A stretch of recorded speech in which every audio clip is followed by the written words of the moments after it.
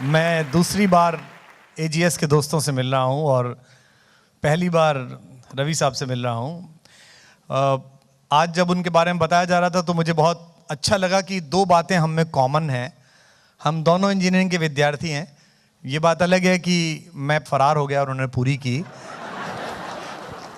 ये भी अलग बात है कि हम दोनों अलग अलग सेक्टर्स में गए और ये 1992 का ही दौर था, 1992 के आसपास का वक्त था जब मैंने खुद से प्रॉमिस किया कि हिंदी की कविता जो कुर्ते पजामे में है, जो एक गांधी आश्रम के झोले में है, जो रबड़ की चप्पल में है, वो इंटरनेशनल ब्रांड बने, पूरी दुनिया में जाए।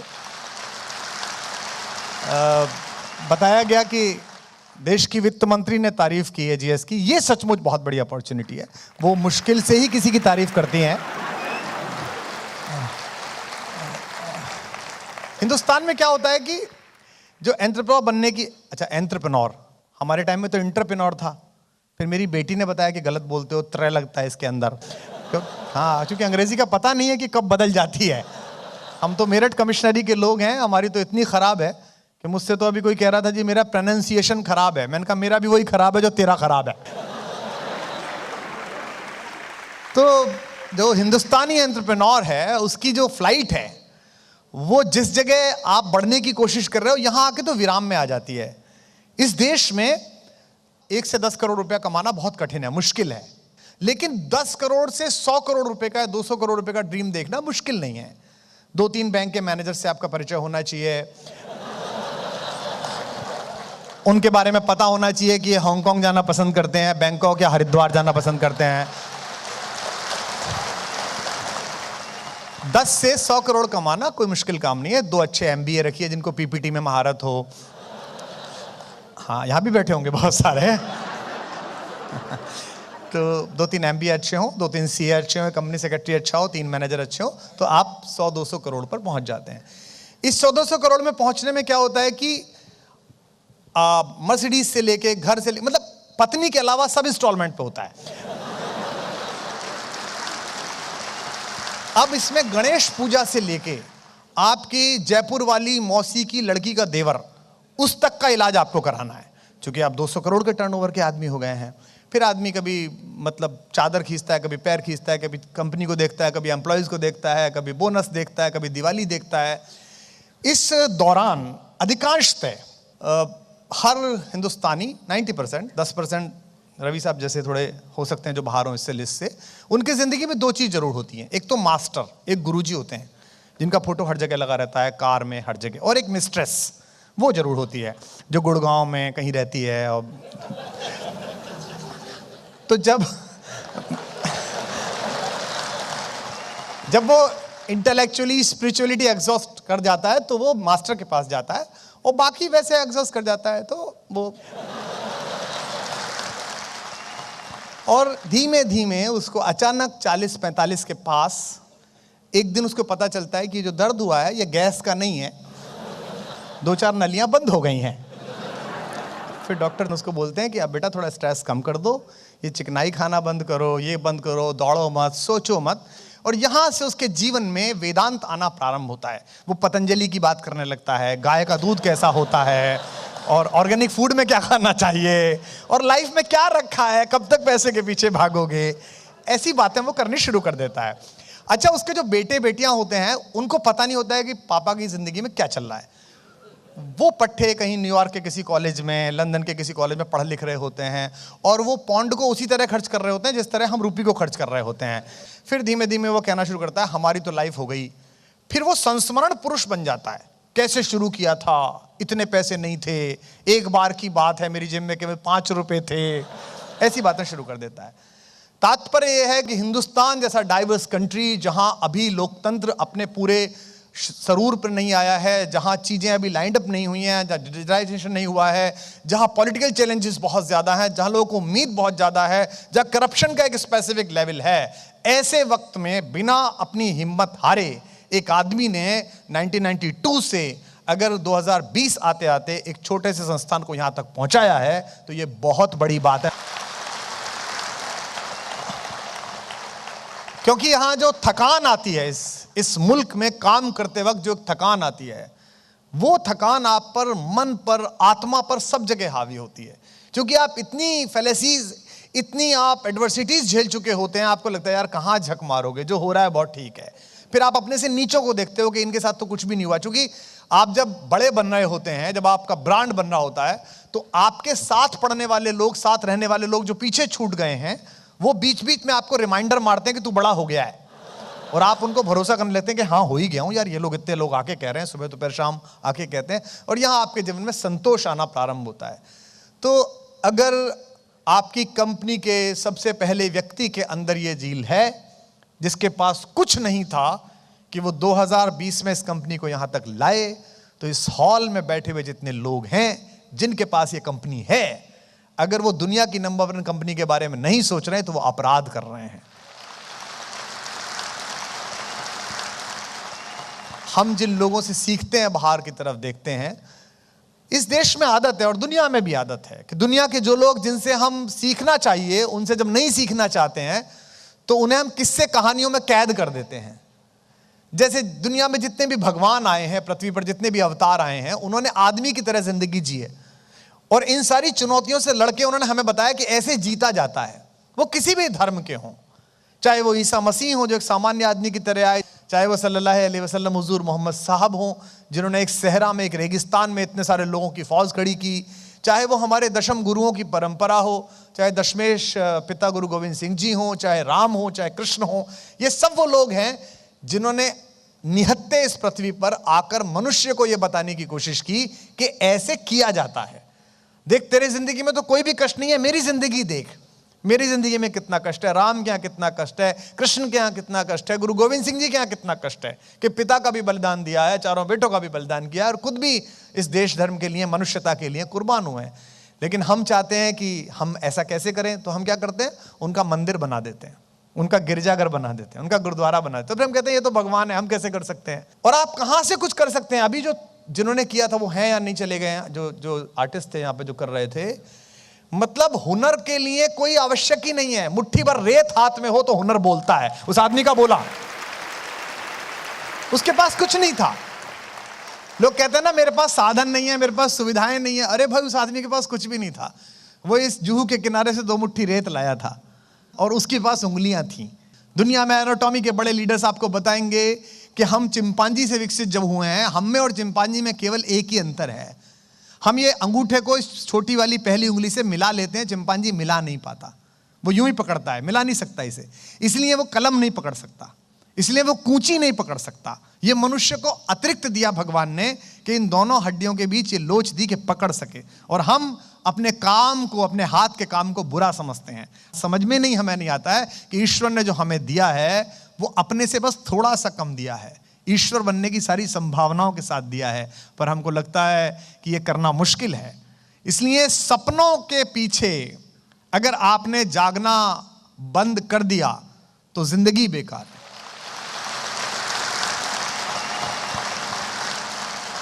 और एक पल के बाद एक ऐसा वक्त आता है कि अगर आपने एज ए टीम लड़ लिया उस चुनौती से, तो आप हंस के याद करते हैं। अभी जब मैं पहले आ गया था हॉल में, मैंने रवि भाई से एक ही सवाल पूछा था कि ये सब तो ठीक है, ये बताइए कि नोटबंदी के टाइम कैसे मुकाबला किया था। और उनके चेहरे पे एक स्माइल थी कि हाँ टफ था, वो हो गया था। लेकिन हम ये कहना हाँ टफ था, हो गया था, ये तो 1 सेकंड का वाक्य था, लेकिन इसमें आप सबकी जो रातें लगी होंगी, जो मेहनत लगी होगी, उसे मुझ जैसा आदमी महसूस कर सकता है। वो जो आंसू बाहर खड़े लोगों के थे जिनको पैसा नहीं मिल रहा था, उन सब आंसुओं को आंख के अंदर रोकने की जिद आपकी थी कि हम जल्दी से जल्दी कुछ ऐसा कर देंगे कि इनमें कोई आदमी रोए ना, किसी का आंसू ना निकले। जो भी हुआ है, हर आदमी को नोट मिल सके, हर आदमी को काम मिल सके। इस दुनिया में सबसे बड़े काम बड़े लोगों ने नहीं किए, सामान्य लोगों ने बड़े तरीके से किए। और बड़े होने की राह पर जो सो कॉल्ड बड़प्पन है, जिसमें जनता देखे सुने आपके बारे में बात करे। मैं जिस कस्बे में पैदा हुआ, गाजियाबाद जिले के पास एक छोटा सा कस्बा है पिलखवा, वहाँ चादरों वादरों का काम होता है। मेरे पिताजी टीचर थे। और हिंदुस्तान में जो शिक्षा है ना, वो आपको एक काम की तरह दी जाती है। जैसे विदेश में जो विश्वविद्यालय हैं, अगर कुछ लोग गए हों तो वहाँ क्या है कि एक बड़ा बिग बाजार टाइप का है, एक ओपन मार्केट है यूनिवर्सिटी, चीज़ें रखी हुई हैं, ये स्विमिंग का है, ये डिक्लेमेशन है, ये डिबेटिंग सोसाइटी है, ये एंटरप्रेन्योर्स क्लब है। आपका मन है जाइए, आपका मन है हॉस्टल में सोते रहिए। हिंदुस्तान में तो बाकायदा कोर्स है, मार के पढ़ाया जाता है, ये कर, नंबर आते हैं और नंबर का बड़ा प्रेशर रहता है। और मतलब बाप बिल्कुल टेस्ट में भी गए। हमारे पड़ोस में ही एक चौधरी साहब, उन्होंने अपने लड़के से कह दिया कि ससुरे तू हर महीने फेल हो जाता है, ये छमाई अगर इसमें फेल हो गया तो मुझे पापा कहने की जरूरत नहीं है। अगले दिन वो सुबह बस से उतरा तो उन्होंने पूछा, हाँ भी राजू क्या हो गया? बोले रहने दे रामपाल, वैसे ही मूड खराब है मेरा। ऐसी सिचुएशन से जो लोग देश में निकले, चाहे छोटे कस्बों से निकले, छोटी जगहों से निकले, उन्होंने अपनी एडवर्सिटीज को अपनी अपॉर्चुनिटीज बनाया। एपीजे अब्दुल कलाम साहब, आपने पढ़ा होगा फायर ऑफ द विंग्स में, एनडीए में सेलेक्ट हुए और अपनी बहन के गहने बेचकर देहरादून में आए एग्जाम देने के लिए, एक तरफ का किराया लेके, ये सोच के कि सेलेक्ट तो हो ही जाऊंगा, और अनलकीली वो सेलेक्ट नहीं हुए। तो कभी आप ऋषिकेश गए हो, वहां शिवानंद आश्रम है, अब तो बहुत सारे कैफे बन गए हैं, वहां एक पहाड़ी है, वहां से वो आत्महत्या करने के लिए गए कि अब घर जाके वापस क्या करूंगा, जिंदगी में कुछ बचा नहीं, पहुंचूंगा कैसे केरल तक। वहां उनको स्वामी शिवानंद सरस्वती ने देख लिया घूमते हुए।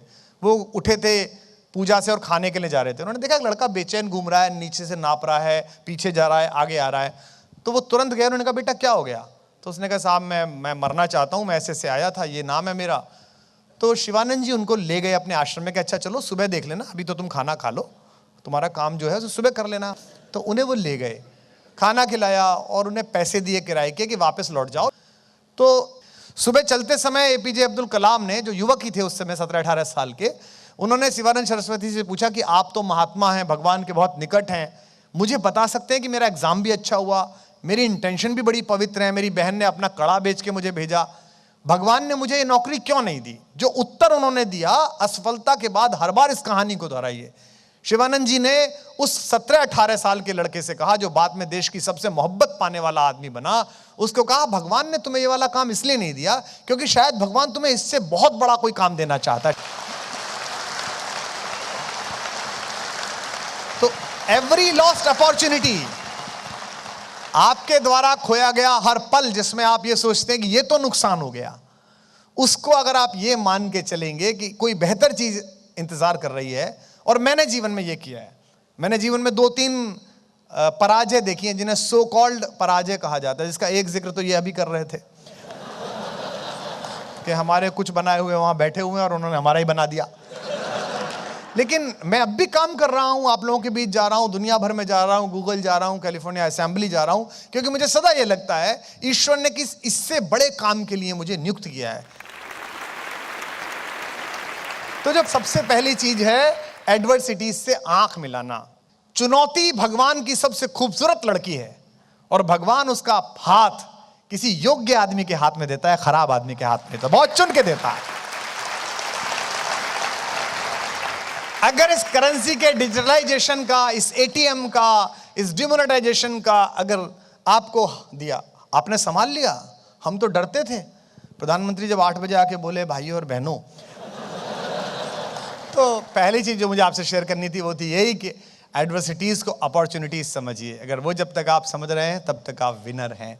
और दूसरी जो की है पेशेंस। 3 पी हैं प्रोग्रेस के लिए। पहली है पेशेंस, धैर्य रखिएगा। राम को देखिएगा, आप कृष्ण को देखिएगा, दशमेश पिता गुरु गोविंद सिंह जी को देखिएगा, सोच के देखिएगा किसी आदमी की ह्यूमैनिटी के नाम पर 4 बेटे हैं, चारों बेटे काम आ गए, अब बेटा ही नहीं है कोई भी। और गुरु गोविंद सिंह जी की पत्नी ने उनसे पूछा, माता सुंदरी ने, कि मेरी कोख खाली हो गई, चारों बेटे चले गए। जो उन्होंने जवाब दिया वो शायद उस कम्युनिटी के लिए आपकी तालियां हो जिसने इतना बड़ा बलिदान दिया। गुरुदेव ने कहा कि देश धर्म के वास्ते वार दिए सुत 4 और 4 मरे तो क्या हुआ, जीवित कई हजार, अभी तो हजारों बेटे मेरे जिंदा हैं। दूसरा है धैर्य, पेशेंस, कि आप धैर्य कितना रखते हैं अपने काम करने के लिए। अधैर्य हमें मरवाता है, जल्दबाजी हमें मरवाती है। और दुनिया की कोई भी चीज आप देख लीजिए, जिसके पास भी सफलता आई है शॉर्टकट से नहीं आई है। ये तो जितनी शॉर्टकट की स्टोरियां चलती हैं हमारे चारों तरफ, फिल्मों में चलती हैं, ग्रास रूट से कटे हुए ऐसे लोगों की जमात जो है वो 135 करोड़ के देश में कितनी छोटी है। हम 130 करोड़ हैं और इतने तो काउंटेड हैं। 130 करोड़। बट हमने इसे ताकत नहीं बनाया। अब ये 130 करोड़ लोगों के हैं, इनका डिजिटलाइजेशन होना है, इनके रेवेन्यू एक्सचेंजेस का, उसकी जिम्मेदारी आप पर है।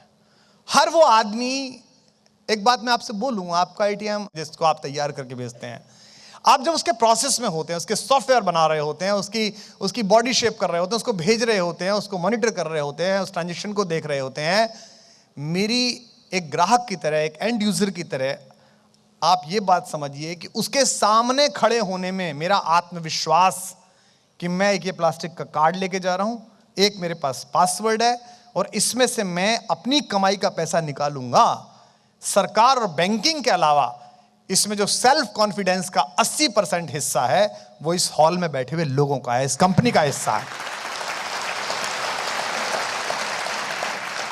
उसका जरा सा भी माल फंक्शनिंग, उसकी जरा सी भी प्रॉब्लम मुझे जो आत्मविश्वास को तोड़ता है, वो आप अगर उसे ध्यान में रख के करते हैं काम को, तो फिर आप भारत के साथ न्याय कर रहे हैं और आप देश के लिए क्यों काम कर रहे हैं। देखिए, आप ये कह सकते हैं कि ये कंपनी है, कल इस वीडियो को सुन के मुझे कोई कह सकता है कि यार कुमार विश्वास, वो रवि भाई बैठे थे, तुमने बड़ी तारीफ कर दी, कंपनी तो है, पैसा कमा रही है, टर्नओवर है, लिस्टिंग है, सब कुछ है। देश का मतलब लाल किला थोड़ी है, देश का मतलब पार्लियामेंट थोड़ी है, देश का मतलब विधानसभा थोड़ी ही है। मैं अच्छा कवि बन जाऊं, आप अच्छा काम करने लगे, एम्प्लॉय बन जाएं, हमारे हिस्से का देश बनना शुरू हो जाएगा। इसके लिए कोई बाहर से आदमी आमंत्रित नहीं करना है। केवल भारत में अगर आप हैं तो भारत का गौरव है, लेकिन अगर आप पूरी दुनिया में हैं तो आप पूरे विश्व में भारत का गौरव है। हम दुनिया के किसी भी हिस्से में जाते समय जब किसी एयरलाइंस की बुक निकालते हैं, जो ट्रैवलॉग बुक होती है, उसके पन्ने पलटकर देखते हुए अगर मुझे किसी भी इंडियन कंपनी का नाम मिलता है, what proud I am feeling कि दुनिया के आखिरी कोने में, जहां दुनिया खत्म होती है, जहां न्यू ईयर सबसे पहले आता है, इसके बाद तो केवल डॉल्फिन बच रही हैं, वहां भी हिंदुस्तान लिखा हुआ है, तो एज ए इंडियन मुझे फील हो रहा है। तो अगर आप सबको, अगर मैं किसी दुनिया के दूसरे देश में देखूं, अगर मैं स्पेन में जाऊं और मुझे लगे वहां की मुद्रा निकालनी है और मैं जाऊं उस एटीएम के पास और वहां मुझे एजीएस लिखा मिले, तो मुझे लगता है कि मैं इतना ज्यादा भारतीय महसूस करूंगा, इतना ज्यादा हिंदुस्तानी महसूस करूंगा। देखिए, 1930 से लेकर 1960 तक अमेरिका में जो आदमी जहां खड़ा था वो उस देश के लिए मेहनत कर रहा था। इस देश में यही एक समस्या है और इसका अगर हम सॉल्यूशन कर लें कि आने वाले 25-30 साल अगर पूरा देश मेहनत कर ले, तो 19वीं शताब्दी अगर इंग्लैंड की थी, 20वीं शताब्दी अगर अमेरिका की थी, तो ये 21वीं शताब्दी हिंदुस्तान की हो सकती है, ये सेंचुरी हमारी हो सकती है। स्टार होने के लिए, इस देश में मोहब्बत पाने के लिए, एक्रेडिटेशन पाने के लिए फिल्में, क्रिकेट, लिटरेचर और पेस्ट्री होना बहुत आवश्यक नहीं है। जो लोग कहते हैं ना फिल्मों से ही मिलेगा, क्रिकेट से ही मिलेगा, लेकिन जिस समय दुनिया की सबसे बड़ी यात्रा पर हिंदुस्तान जा रहा था, चंद्रमा पर, उस समय पूरे देश का सबसे बड़ा हीरो वो सामान्य सफेद शर्ट और एक ग्रे पैंट पहनने वाला इसरो का चीफ बन गया था। हर आदमी उसे अपना हीरो मान रहा। तो अगर आप अपना काम पूरी मेहनत, तल्लीनता के साथ करते हैं, तो एक दिन ईश्वर, नियति, डेस्टिनी जिसे कहते हैं, वो आपको रिवार्ड करता है। पहला है पेशेंस, दूसरा है प्रेजेंस, उपस्थित रहना। हम कई बार गायब हो जाते हैं। बहुत सारे लोग हैं जिनके अंदर पेशेंस है, पॉलिटिक्स में आप देखिए। और आखिरी है प्रोग्रेस का, जिसे मैं मानता हूं परसुएंस। आप परस्यू करते रहिए, जैसे आप एचआर में करते हैं अपने काम के लिए, लगातार छुट्टी हो, प्रमोशन हो, आप परस्यू करते हैं ना, लगातार बोलते रहते हैं। एक दिन वो इरिटेट होकर कहता है, दे यार इसे खत्म कर मामले को। ऐसे ही अपने काम के लिए, अपनी डेस्टिनी के आगे लगातार उससे कहते रहिए, अपने आप से कहते रहिए। तो अगर ये 3 P मिल जाएं तो प्रोग्रेस फाइनल है, होनी ही है। और मैं आशा करता हूं कि अगली बार जब मैं मिलूंगा तो यहां जो आंकड़े लिखे हुए हैं, ये इन तीनों के साथ मिलकर कम से कम 3 गुने तो लिखे होने चाहिए। ये आप वादा करें, खुद से भी, मुझसे भी और अपनी कंपनी से भी। सर, बस एक संदेश हमारे युवाओं के लिए कि जो हमारी पॉपुलेशन है, जो सब जनता है, 90% एक युवा है और युवाओं का कुछ अपने चैलेंजेस होते हैं कि उसी वक्त उनको करियर का भी निर्माण करना होता है और फैमिली पे भी ध्यान देना होता है। वर्क लाइफ बैलेंस की हम लोग बात करते हैं, लेकिन जो युवा लोग हैं उनके लिए क्या संदेश है आपका? मोहब्बत किसी से करिए, मुल्क से करिए, काम से करिए, किसी महबूब से करिएगा, अगर आप पूरी नहीं करते तो बेकार है। कैफी का शेर है कि जिंदा रहने के मौसम बहुत हैं मगर जान देने की रुत रोज आती नहीं। हुस्न और इश्क दोनों को रुस्वा करे वो जवानी जो कुएं से नहाती नहीं। अगर आप जवान हैं, गालिब ने कहा है कि रगों में दौड़ते फिरने के हम नहीं कायल, जब आंख ही से न टपका तो फिर लहू क्या है। अगर आप एक काम ढंग से नहीं करते तो फिर कोई काम ढंग से नहीं करते। आधे आधे आधे मत होइएगा। आधे प्रेमी बने, आधे अच्छे एम्प्लॉयर बने, आधे अच्छे एम्प्लॉय बने, आधे अच्छे बेटे बने, आधे अच्छे भाई बने। जो करिए पूरा करिएगा। कृष्ण इसीलिए पूर्ण पुरुष हैं, इसीलिए कंप्लीट मैन हैं। एक शूटिंग शर्टिंग पहन के एक आदमी उतरता है, उसका मुंह चाटते हैं, कुत्ते नीचे लिख के आता है कंप्लीट मैन। वो कंप्लीट मैन नहीं है, कृष्ण कंप्लीट मैन है। कृष्ण बचपन जीते हैं तो ऐसा कि आज भी लाड़ से हिंदुस्तान की हर मां अपने बच्चे को कान्हा कहती है, मेरा कन्हैया, मेरा बेटा कहती है। कृष्ण जवानी जीते हैं तो ऐसी कि इश्क में पागल लड़के को आज भी कॉलोनी वाले कहते हैं कि बड़ा कन्हैया बना फिरता है ये। कृष्ण युद्ध रचाते हैं, स्ट्रेटेजिस्ट। जब मैनेजमेंट संभालते हैं तो ऐसा संभालते हैं कि 5 वनवासी लड़कों को दुनिया की सबसे बड़ी ताकत के सामने महाभारत में जीत दिला देते हैं। और कृष्ण जब ज्ञान देने पर आते हैं तो गीता जैसी किताब देते हैं जो सारे नोबेल पुरस्कारों से बड़ी है। तो जो भी करिए पूरा करिए, अधूरा कुछ मत करिए। बहुत बहुत शुक्रिया, धन्यवाद, लव यू ऑल।